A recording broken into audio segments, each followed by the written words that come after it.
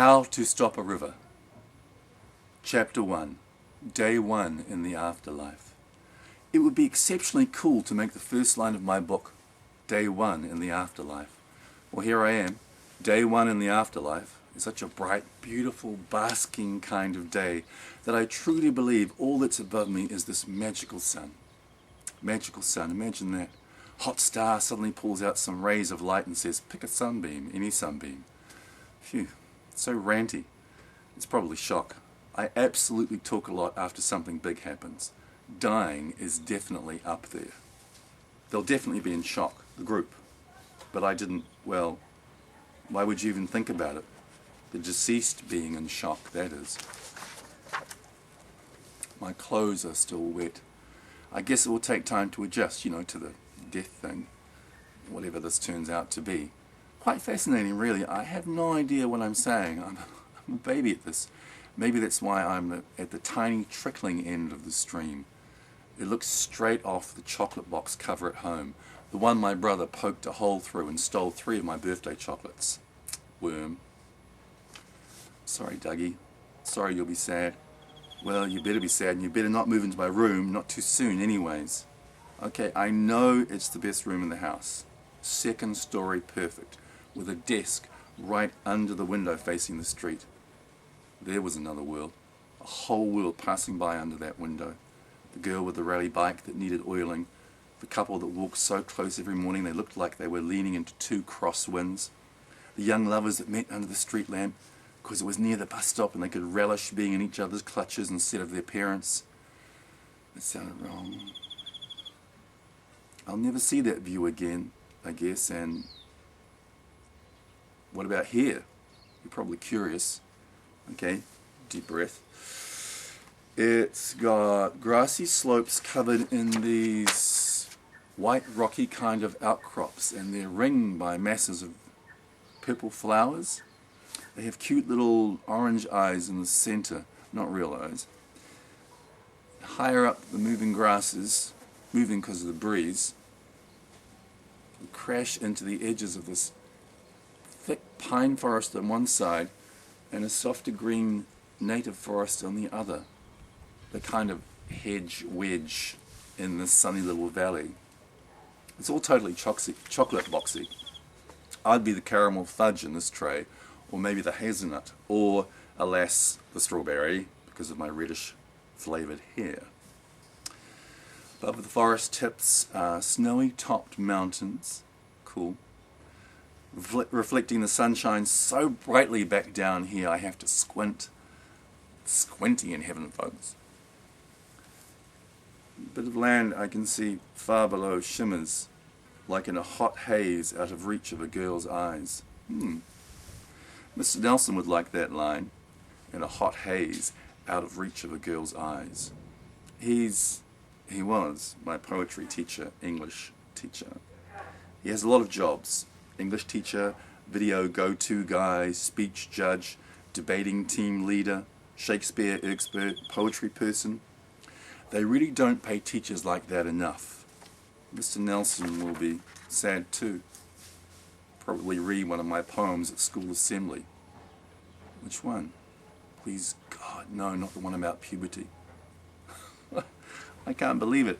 I'm getting anxious about which one of my poems I'll read at my memorial. I'm truly tragic. Yeah, he'll be sad. Mum and Dad will be. Grandpa's dead, maybe he's here. Paradise for my papa would be every bird on the planet flying around in a 5K radius. Can't get round so much, Susie girl. Wish every bird I ain't spotted yet was in a 5-mile radius. Papa still thought in miles. He was pre-80s. Guess there's a point every person realizes they can't walk further than they can see. I wonder when Papa realized he couldn't walk around the world anymore. If he wanted to, that is. He couldn't make it to the letterbox that last month. And not even to the loo. Mr. Nelson is old too. He's at least 40. 25 longer than me already. He does climb right to the top of ladders to adjust lights with a pipe in his mouth. And he always has to pull up his pants because he forgets to put a belt on. He's bound to kill himself sooner or later. But Mr. Nelson's paradise would be a never-ending bookcase in the theatre section. Hey, I just made daydreaming a thing in the afterlife. I just walked right into the stream. The stream. I wonder if it's the same stream that I... Funny, isn't it? Catherine Stonefield's lifting me out of the water. She was shaking, poor thing. How do I know that? I just do. See, once you're properly dead, you have all the time in the world to notice stuff. Thank you, Catherine. She can't hear me, of course, but I wished I'd shared more of myself, before I mean. She didn't really know how much about me. I was too scared of her. I was just too scared of her. She was Ducks material hockey captain, and I was bound to be a boyfriendless, so awkward head girl material. I used to think that meant Catherine was evil and I was, just a bit interesting. Like wearing clothes your mother had made from old curtains because her mother made clothes from wheat sacks in the Depression. Yep. Interesting and reasonably smart. Likeable too, I hope. If you wanted to like me or were looking for someone to like that day... Oh, shut up, Susan, you'll get kicked out of heaven for talking too much. I suppose it's probably heaven. Leans forward conspiratorially. Aren't really any signs. Except, back then in life, people didn't like anyone who was always first to class and first in class. I know what you're thinking. She's writing. How is she writing in the afterlife? Well, it's in pencil. A really weird pencil. It never seems to need sharpening and it never breaks. I mean, I'm infamous for pushing hard on paper. I'm always breaking pencils. An over-apprehensive grip, Mr. Nelson said. I think he just made that up. Sorry, this has got to come out. A pencil like this is worth dying for. And where did the paper come from? From a tree. Sorry, I'm one of those people that love getting really trashy puzzle books and joke journals, the kind mums and dads buy for long car journeys. How'd you get a pencil and a journal in the afterlife? The stationery shop for the dead? Wish there were shops. I'm getting hungry. No, it was this bird, fantail actually. It flew right past me towards this tree, surrounded by the purple clustered flowers. On the tree was the bag with the journal and an already sharpened, just the way I like it, pencil. The fantail tapped the book 3 times and flew off. I don't think it was a real bird. A real bird? And I actually did the quotation thing with my fingers. Boy, I'm going to have to learn a whole new vernacular of deadness. Hey, heaven can't be all that bad. They give a girl a handbag. Except I do feel like it's not really heaven. Well, that's not the right word. Afterlife will do for now. Like afterlife, there's this. Guess being a famous author is dead in the water. Dumb. I'm standing now with my hands out like they always make the chorus do in every school musical. Yep. Ta-da!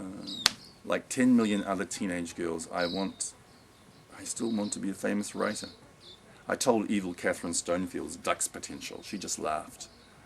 No, not just laughed. She made a billboard of smirk out of it. She turned that thin, smirky mouth up at one corner and made a little snort. Only consolation was that her nose is so huge she should never snort. A little bit of privileged snot hit her top lip. She tried to wipe it quickly, but I tilted my chin ever so slightly in victory. Hey, I'll take any nasty little win I can. No, draw a line through that. I should be kinda dead. If you can't say anything nice about the living, etc., and little that doesn't mean anything now. Liking or not liking people, being liked. Although her royal Catherine-ness did list mock me, yep.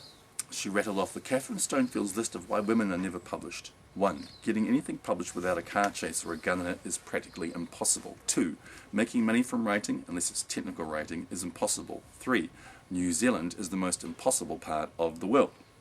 And lastly, the big drum rolling forth, you need talent. Really? All I could think of to say was an alliteration bomb. Catherine, are your tights too tight today? Oh no. Cannon falls over, cannonball rolls out into pool of poop, then sinks, with your name the last thing facing upward. then one final fart sound. Then Catherine screwed her nose up like only the witch of Bedazzled can do. I think she was attempting the "you failed in the retort department" look.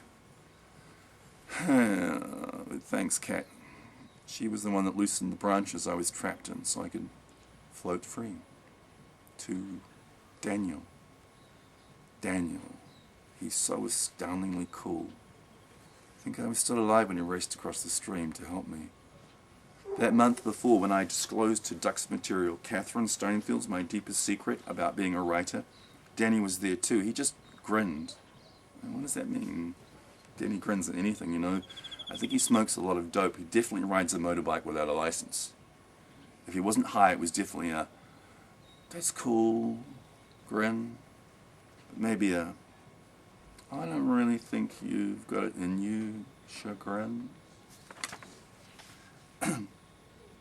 I think I have what it takes. I have a pencil and a journal. That's what it takes. That's what it takes to be a writer, living or dead. I had plans, you see. News of the day. We talked with Susan B., don't ask, Mcleod. A published author at 16, no, make it 17, just to be credible. 17 years old. Her book, How to Survive the Afterlife, came in at 13, 12, number 4 on the charts, and it's bound to climb to number 1. Interviewer leans forward. There's even talk of being shortlisted for the Booker Prize and a Nobel. Okay. Alright, stop me. I have stopped because I have an absolutely brilliant idea, a total idea explosion. Stop. Don't make any faces, and no snorting, because you'll just have snot on your face. I'm beating 2 sticks on a log now. Drum roll please, because I'm going to be the first dead teen writer to be published. I mean, after they're dead. Stop. Rewind. I mean the first to get published after having written after they were dead. I think. What? Look, it makes perfect sense. I just need something absolutely amazing to write about. The knockout idea, the totally original, yet somehow so strangely familiar. So familiar you immediately take it to your bosom. Note to self. Don't use the word bosom again, fingers ready. Only olds use the word bosom. So funny, this whole time I've been walking and writing in the journal, I haven't tripped over one. And the ground is covered in like a million rocks and outsidey things. Okay, I'm looking down now and I'm standing right inside a rock. Okay, outside a rock now. So I can move through objects. And that's not the only odd thing about this afterlife. Like, there's no other people. Not one. Maybe you get your own valley. Maybe there's a magic mirror frame without glass, like a door, like Alice through the looking glass. And I'll find another girl walking towards me saying at exactly the same time, I knew I'd find it in me if I just found a magic mirror with a semi-permeable membrane. Or, do I want it to be a boy ghost? No. Yes. No. Yes. No. No. Too complicated. What if he tried to kiss me? Because boys always want to most girls at least. What if he puckered up and I was backed up against the magic mirror and couldn't escape, and then boy ghost and girl ghost actually passed through into each other's gums? Write that down as the single grossest thing I have ever thought of. Well, what if there aren't magic mirrors or towns or even shops? What if there are no other people? I'm a people writer. I have to write about people, about everything, how they do gummy stuff.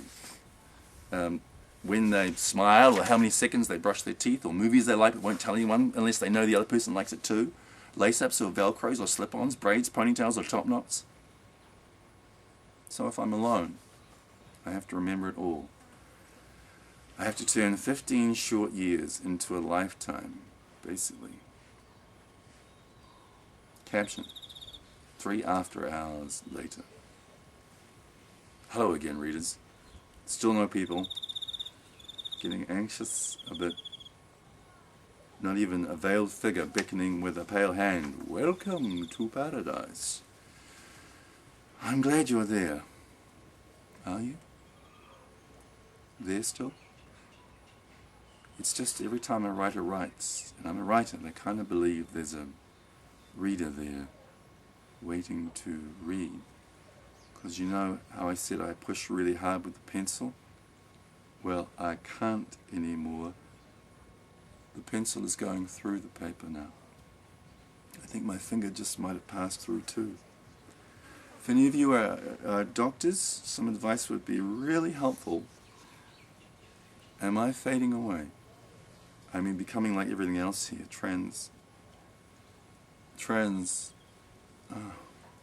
I've never had problems with words. My pillow was actually a dictionary, a book of words. Stupid. All books have, people